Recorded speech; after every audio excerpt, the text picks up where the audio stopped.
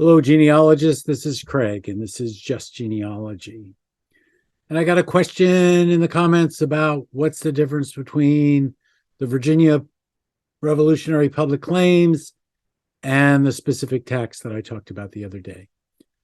So let me see if I can go through that for you. So if you were to go out to the web and locate a document entitled Virginia Tax Laws in Force During the American Revolution, you would get a 7 or 8 page document that dealt with all the laws in Virginia during the Revolutionary War that related to taxes. And these were put together by the Subcommittee of Revolutionary Taxes, Genealogy Committee, National Society Sons of the American Revolution. John D. Sinks, Harold Ford, and Tillman McCabe Jr. put this together back in 2014. And basically what they've done is they've laid out all of the statutes in Virginia which would provide a basis for patriotic service. So they began in the July 1777 session, which isn't what we're talking about right now.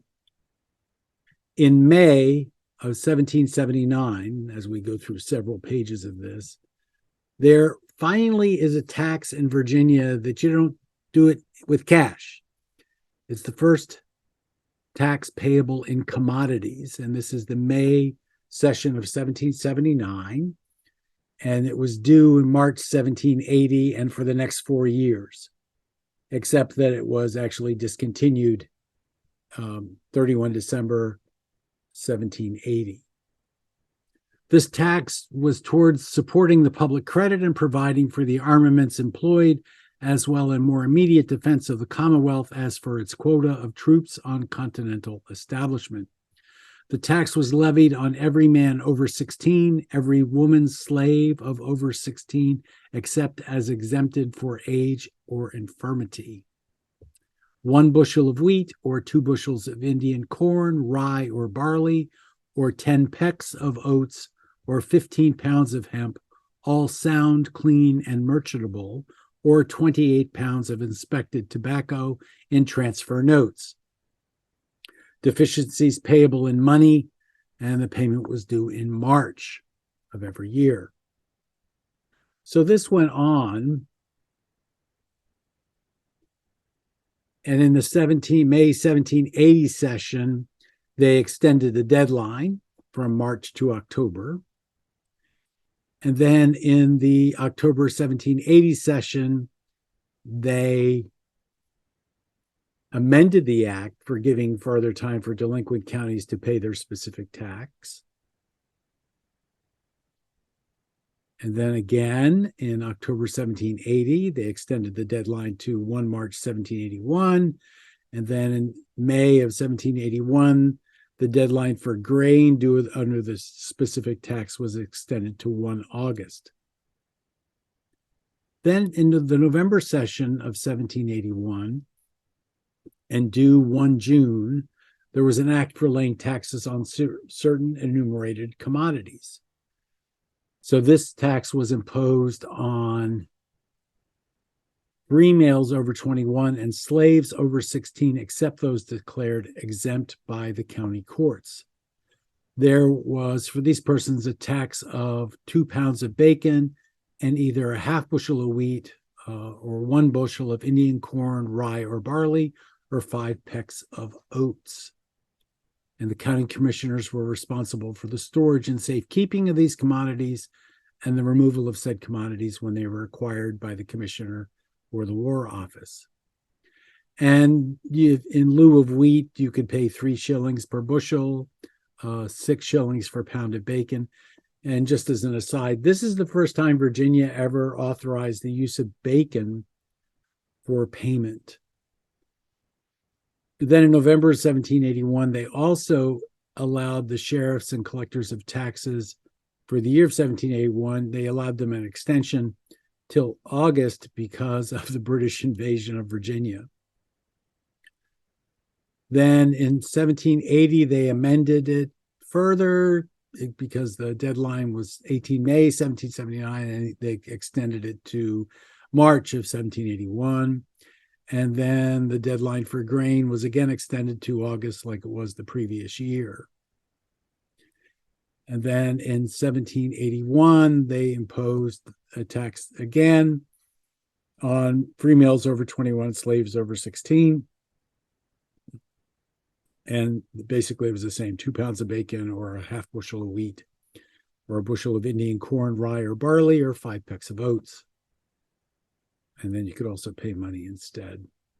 In 1782, there was a land tax and personal property assessment that allowed you to actually pay the tax in commodities, but this is not actually what we're talking about in the specific tax. The difference is that this was a tax. In other words, you were required to do it. The public claims, however, were not a tax. So I think that about covers the laws, and not all of them, of course, but just the ones that relate to the specific tax. But if you want to have a look at all of them, again, go out to Virginia tax laws enforced during the American Revolution, and you should be able to pull that up on Google. Now, again, part of it has statutes which provide a basis for patriotic service, but also at the end of the document, there is a list of statutes which do not provide a basis for patriotic service. These are interesting, although I don't quite understand why they don't provide a couple of them. But anyway, that's not my call. These laws can be found in Statutes at Large, Henning Statutes at Large, volumes 9 through 11, and are also on the virginiagenweb.org/Henning, Henning. So that takes care of that. This was, again, the Subcommittee of Revolutionary Taxes, Genealogy Committee, National Society, Sons of American Revolution work. Now, how is it different than the public claims? Well, because it was a tax, you're not going to be reimbursed for it. So the specific tax was a levy, a tax. The public claims were the state would come to you, the commissioners from the state would come to you and say, what can you give to the cause? What we need to purchase stuff, those kind of things. So they would give you a piece of paper that would entitle you to payment at some point in the future, is my understanding about how things went. So the public claims is actually a purchase of goods or a donation of goods, sort of like a donation in hopes of someday in the future being reimbursed for it, but there was no guarantee that you would actually be reimbursed for it. So that's pretty much, in my mind, what the public claims were all about. There is in the Virginia public claims, the 3-volume set, not the individual ones, an introduction that talks for several pages about the Revolutionary War claim process in what's called an introduction, the Virginia Revolutionary War Public Service Claims Court Booklets, an introduction.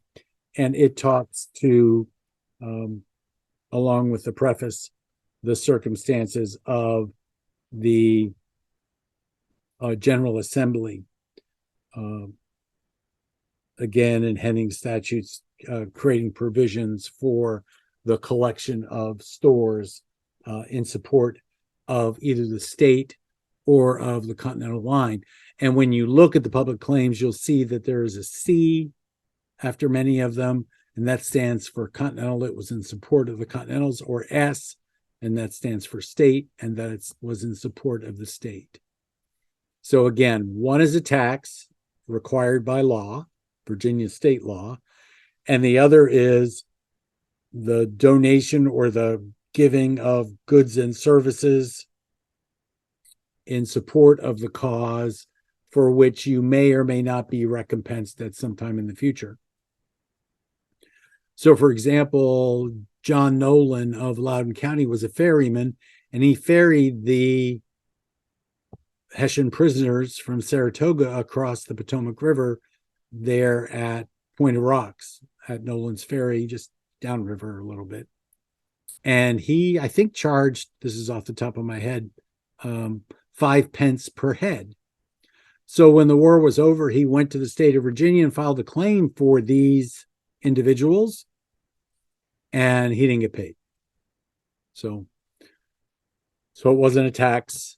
It was just his hope that he would be paid it. You find also among the public claims things like people given a gun, people given a pot, people giving services like being a wagoner or a teamster, for example, and then charging for those services, getting a receipt for those services in hopes of at some point in the future being able to file a claim in order to get those services. So this has been Craig. This has been Just Genealogy, and I hope I didn't confuse you too much. I think I confused myself. So we'll see you tomorrow.